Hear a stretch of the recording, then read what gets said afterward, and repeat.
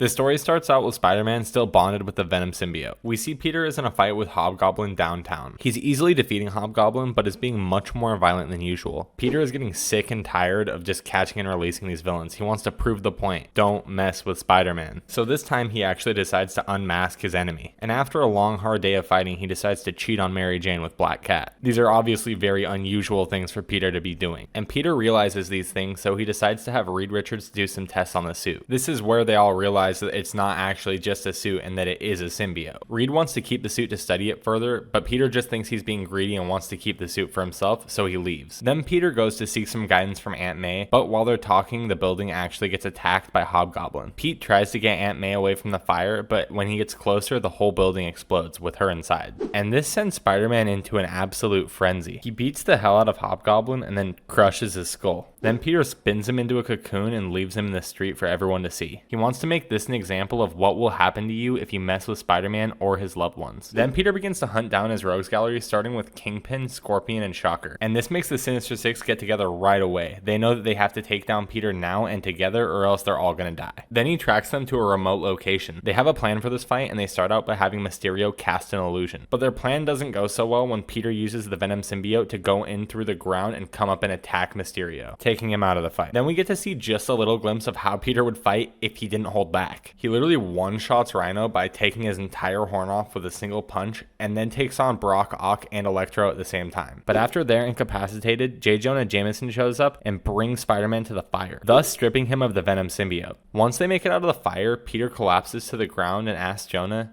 "Are they really all dead?" And Jonah says, "Yeah, you killed them all besides Kraven and Brock Ock." And we can see on Peter's face that he regrets everything he did. And he reveals that he only remembers flashes and glimpses of this. The symbiote was in control for most of it. But that does not change the fact that he killed people, and we'll have to atone for this later. But still, Venom isn't dead and gone, and he actually catches a ride with them on their way back to New York. And when Venom gets there, he remembers the most powerful people he found besides Peter, the Fantastic Four. So it decides to go to the Baxter Building and bond with the Thing and Reed Richards. The symbiote then engulfs the entire Baxter Building, getting the attention of the Avengers, who honestly don't seem too bothered by the fact that Spider-Man just went on an absolute rampage. Instead of worrying about, prosecuting Peter, they decide to just send him and Human Torch into the Baxter Building. And Mary Jane decides to follow along for, moral support. But out of nowhere, the Thing pounds Peter's face into the pavement. And he realizes that this is one rare occasion where he can just let loose. He knows that Ben can take it, so he gives him absolutely everything he has. And he does actually manage to knock him out of the Baxter Building, landing next to all of the Avengers. And somehow Venom actually manages to infect all of them and control them too. Spider-Man is trying to find any way possible at this point to just defeat Venom, and he finds one of the Thing's devices that allow him to change his appearance sometimes. So he calls the Human Torch to his location because he has a plan. Then Peter decides to go down and confront Venom. He tells Venom that if they just stop all of this pain and destruction, he'll willingly bond back together with him. But Venom thinks he can have his cake and eat it too, so he makes a point by killing Reed Richards and trying to just forcefully bond with Peter. Peter runs back up to the top of the Baxter Building with Venom following him, but it's not actually Peter, it's the Human Torch. And right when it's backed him into a corner, he says "Flame on," lighting up the inside of the Baxter Building and killing Venom. And they pulled this off by using the Thing's device I told you about earlier to actually make the Human Torch look like Peter. After all this though, Peter decides to do the right thing and turn himself in, and somehow manages to get found not guilty for all of the murders and crimes he committed. However, this is mostly because the other heroes said that they had no control over what they were doing when Venom was with them. Then we see Peter at Reed Richards' funeral, and he gets approached by Reed's wife, Sue. She wants him to take Reed's spot and become the fourth member of the Fantastic Four, because although he did these bad things, they all know that he's a good person. And that's it. That's the end of the story, but please let me know what you guys want to see me talk about in the future, and don't forget to drop a like and subscribe because it really helps me out in the YouTube algorithm.